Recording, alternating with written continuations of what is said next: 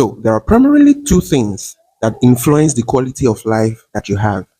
The first is where you live, and the second is how you live. And the interesting thing is, you control one, and the other one controls you. Now, I know that in Nigeria, we don't see the difference because whether how you live or where you live, they look like the things that we've learned to control, most especially when you live in any of the fast cities. These are things that naturally everything we do is centered around. We want to improve the quality of our life.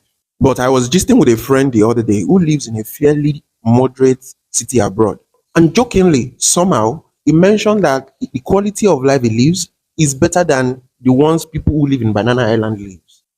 And the first thing I asked was, which banana island? Because I know where you live. How come?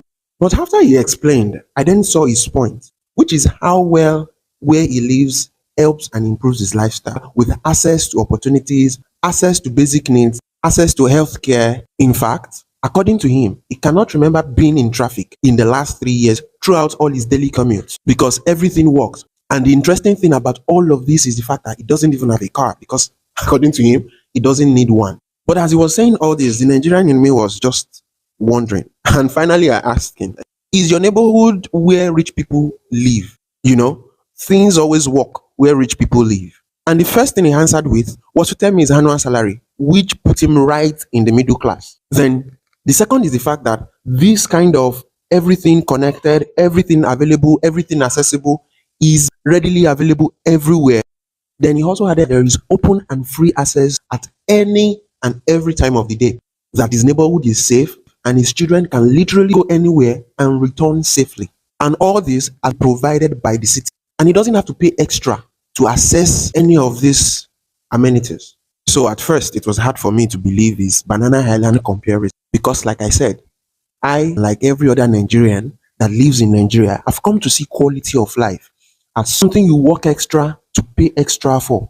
To many of us, quality of life is to live in premium estate, drive premium cars, pay extra for security, pay extra for 247 light, pay extra for water, pay extra to even treat the same water, and all of these despite having paid tax. Meanwhile, in cities where things work, where city planning works as it should, and where infrastructure planning is done as it should, the one thing that you should worry about controlling is where you live, and where you live should, by default, improve and contribute to your quality of life. Quality of life is a city planning outcome and shouldn't be something that you go all the way to pay extra for. And of course, I know your tax pays for all of these things, but quality of life is achieved by making transportation predictable, affordable, and reliable. Quality of life is improved when you make infrastructure planning robust, adequate, and ready for the future. When the city grows and transforms with the people's growth and transformation. When governance particularly is open, transparent, and participatory. Quality of life improves by default when housing works for the various classes of income.